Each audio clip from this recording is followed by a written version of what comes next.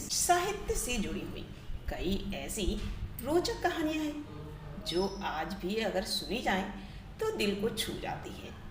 उन्हीं कहानियों में से कुछ मुंशी प्रेमचंद की प्रसिद्ध कहानियाँ हैं जिन्हें आज तक लोग सुनना पसंद करते हैं। उन्हीं कहानी में से एक कहानी आपको सुनाने जा रही हूँ जिसका नाम है पंच परमेश्वर।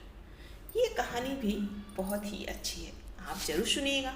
मैं आपको मुंशी प्रेमचंद की ज़्यादातर सभी कहानियाँ सुनाऊंगी। तो चलिए शुरू करते हैं मुंशी प्रेमचंद की प्रसिद्ध कहानी पंच परमेश्वर। जुम्मन शेख अलगू चौधरी में गाढ़ी मित्रता थी। सांझे में खेती होती थी, कुछ लेन देन में भी साझा था। एक को दूसरे पर बहुत ही विश्वास था। जुम्मन जब हज करने गए तब अपना घर अलगू को सौंप गए थे और अलगू जब कभी बाहर जाते तो जुम्मन पर अपना घर छोड़ देते थे। उनमें न खाना पाना का व्यवहार था, न धर्म का नाता, केवल विचार मिलते थे। मित्रता का मूल मंत्र ही यही है। इस मित्रता का जन्म उसी समय हुआ जब दोनों मित्र बालक ही थे और जुम्मन के पूज्य पिता जुमराती उन्हें शिक्षा प्रदान करते थे। अलगू ने गुरुजी की बहुत सेवा की, खूब प्याले धोए। उनका हुक्का एक क्षण के लिए भी विश्राम न लेने पाता था, क्योंकि प्रत्येक चिलम अलगू को आधा घंटे तक किताबों से अलग कर देती थी। अलगू के पिता पुराने विचारों के मनुष्य थे। उन्हें शिक्षा की अपेक्षा गुरु की सेवा शुश्रूषा पर अधिक विश्वास था। वह कहते थे, विद्या पढ़ने से नहीं आती, जो कुछ होता है गुरु के आशीर्वाद से। बस गुरु जी की कृपा दृष्टि चाहिए। अतएव यदि अलगू पर जुमराती शेख के आशीर्वाद अथवा सत्संग का कुछ फल ना हुआ तो यह मानकर संतोष कर लेना कि विद्योपार्जन में मैंने यथाशक्ति कोई बात उठा नहीं रखी। विद्या उसके भाग्य में ही न थी तो कैसे आती उसे। मगर जुगराती शेख स्वयं आशीर्वाद के कायल न थे। उन्हें अपने सूटे पर अधिक भरोसा था और उसी सूटे के प्रताप से आज पास के गांव में जुम्मन की पूजा होती है। उनके लिखे हुए रेहन नामे पर बेनामे पर कचहरी का मुहर्रिर भी कदम न उठा सकता था। हल्के का डाकिया, कांस्टेबल और तहसील का चपरासी जब उनकी कृपा की आकांक्षा रखते थे, अतः अलगू का मान उनके धन के कारण था। तो जुम्मन शेख अपनी अनमोल विद्या से ही सबके आदर पात्र बने थे। जुम्मन शेख की एक बूढ़ी खाला यानी मौसी थी। उसके पास कुछ थोड़ी सी मिल्कियत थी, परंतु उसके निकट संबंधियों में कोई न था। जुम्मन ने लंबे चौड़े वादे करके वह मलकियत अपने नाम लिखवा ली। जब तक दान पत्र की रजिस्ट्री न हुई थी तब तक खाला जान का खूब आदर सत्कार किया। उन्हें खूब स्वादिष्ट पदार्थ खिलाए गए, हलवे पुलाव की वर्षा की गई। पर रजिस्ट्री की मोहर ने इन खातिरदारियों पर भी मानो मोहर सी लगा दी। जुम्मन की पत्नी करीमन रोटियों के साथ कड़वी बातों के साथ कुछ तेज तीखे सालन भी देने लगी। जुम्मन शेख भी निठुर हो गई। अब बेचारी खाला जान को प्रायः नित्य ही ऐसी बातें रोज सुननी पड़ती थी।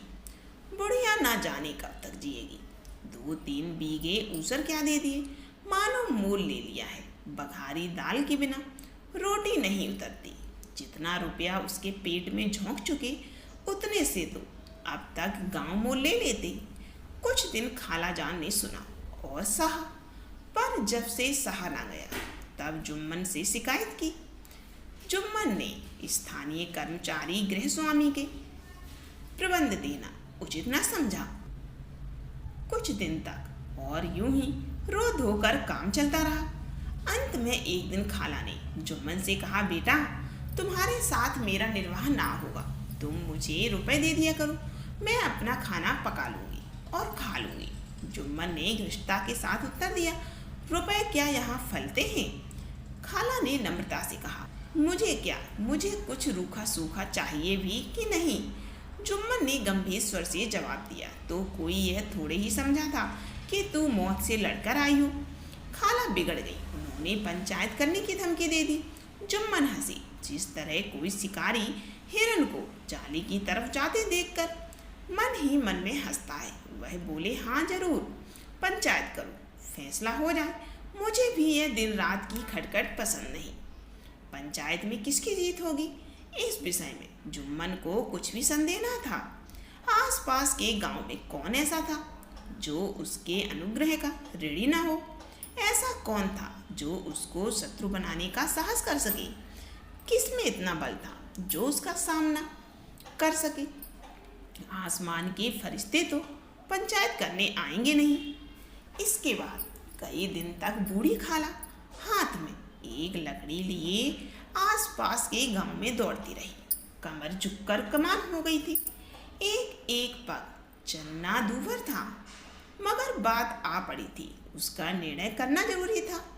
बिरला ही कोई भला आदमी होगा जिसके सामने बुढ़िया ने दुख के आंसू ना बहाए हो, जिसे अपनी आप बीती ना सुनाई हो। किसी ने तो ये ही ऊपरी मन से हूँ हाँ करके टाल दिया और किसी ने अन्याय पर जमाने को गालियां दे दी। कहा कब्र में पांव लटके हुए हैं, आज मरे कल दूसरा दिन, पर हवस नहीं मानती। अब तुम्हें क्या चाहिए, रोटी खाओ और अल्लाह का नाम लो। तुम्हें अब खेती बाड़ी से क्या काम? कुछ ऐसे भी सज्जन थे जिन्हें हास्य रस के रसवादन का अच्छा अवसर मिल गया। झुकी हुई कमर, पोपला मुंह, सनके से बाल, इतनी सामग्री एकत्र हो तब हंसी क्यों ना आवे? ऐसे न्याय प्रिय दयालु दीन वत्सल पुरुष बहुत कम थे जिन्होंने इस अबला के दुखड़े को गौर से सुना हो और उसको सांत्वना दी हो। चारों ओर से घूम घाम कर बेचारी अलगू चौधरी के पास आई, लाठी पटक दी और दम लेकर बोली, बेटा तुम भी दम भर के लिए मेरी पंचायत में चले आना।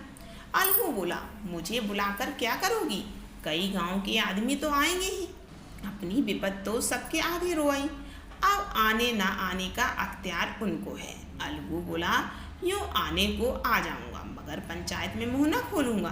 खाला बोले, क्यों बेटा? अलगू बोला, अब इसका क्या जवाब दूं?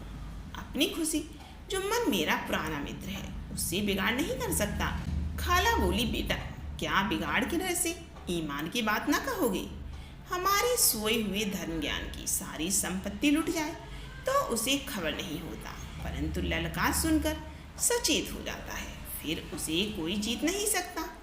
अलगू इस सवाल पर कोई उत्तर न दे सका। उसके हृदय में ये शब्द अभी भी गूंज रहे थे।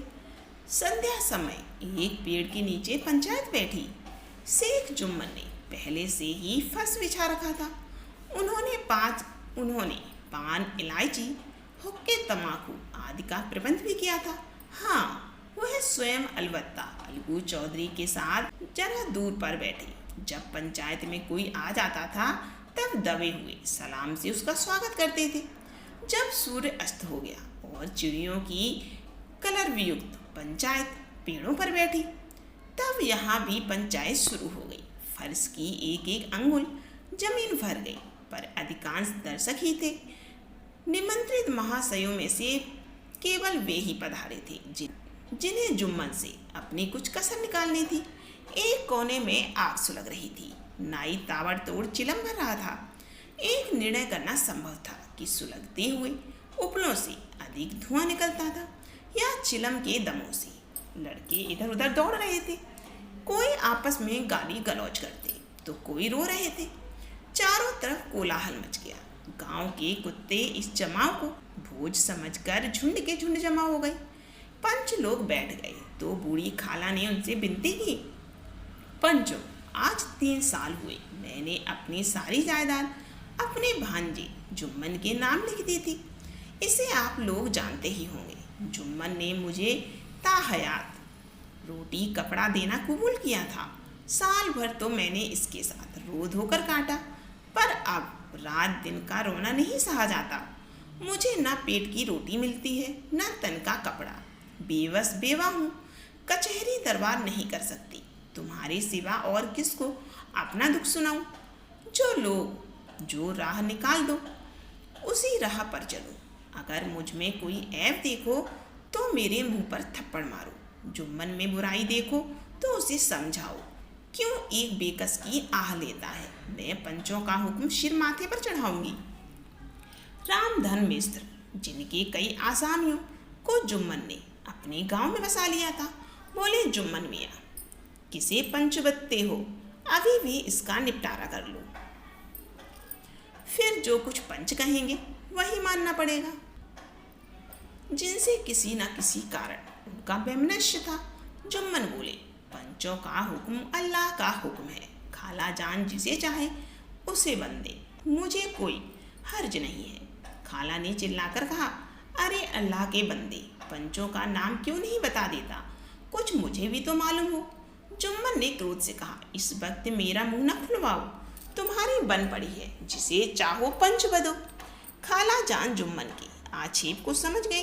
वह बोली, बेटा, खुदा से डरो।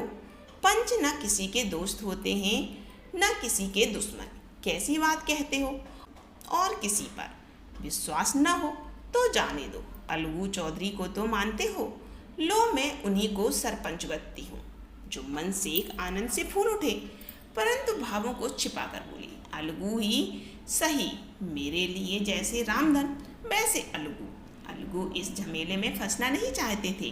मैं कन्नी काटने लगी, बोली, खाला, तुम जानती हो कि मेरी जुम्मन से गाढ़ी दोस्ती है। खाला ने गंभीर स्वर में कहा, बेटा, दोस्ती के लिए कोई अपना ईमान नहीं बेचता। पंच के दिल में खुदा बसता है। पंचों के मुंह से जो बात निकलती है वह खुदा की तरफ से निकलती है। अलगू चौधरी सरपंच हुए। रामधन मिश्र और जुम्मन के दूसरे विरोधियों ने बुढ़िया को मन में बहुत कोसा। अलगू चौधरी बोले, शेख जुम्मन, हम और तुम पुराने दोस्त हैं। जब काम पड़ा तुमने हमारी मदद की और हम भी जो कुछ बन पड़ा वो तुम्हारी सेवा की। मगर इस समय तुम और बूढ़ी खाला दोनों हमारी निगाह में बराबर हो। तुमको पंचों से जो कुछ आज करनी हो करो। जुम्मन को पूरा विश्वास था कि अब बाजी मेरी है। अलग यह सब दिखावे की बातें कर रहा है। अलगू यह सब दिखावे की बातें कर रहा है। अतः शांत चित्त होकर बोले, पंचों, 3 साल हुए खाला जान ने अपनी जायदाद मेरे नाम लिख दी थी। मैंने उन्हें ताहयात खाना कपड़ा देना स्वीकार किया था। खुदा गवाह है, आज तक मैंने खाला जान को कोई तकलीफ नहीं दी। मैं उन्हें अपनी माँ के समान समझता हूँ। उनकी खिदमत करना मेरा फर्ज है। मगर औरतों में जरा अनमन रहती है, उसमें मेरा क्या बस है। खाला जान मुझसे माहवार खर्च अलग मांगती हैं। जायदाद जितनी है वह पंचों से छिपी नहीं है। उससे इतना मुनाफा नहीं होता कि माहवार खर्च दे सकूं।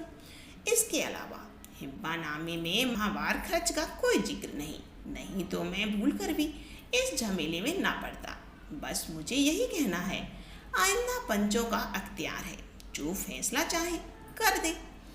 अलगू चौधरी को हमेशा कचहरी से काम पड़ता था, अतः वह पूरी कानूनी आदमी था। उसने जुम्मन से जिरह शुरू की। एक एक प्रश्न जुम्मन के हृदय पर हथौड़ी की चोट की तरह पड़ता था।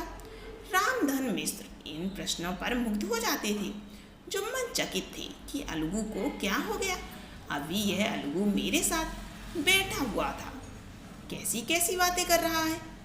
इतनी ही देर में ऐसी काया पलट हो गई कि मेरी जड़ खोदने पर तुला हुआ है। ना मालूम कब की कसर निकाल रहा है। क्या इतने दिनों की दोस्ती कुछ ना काम आएगी?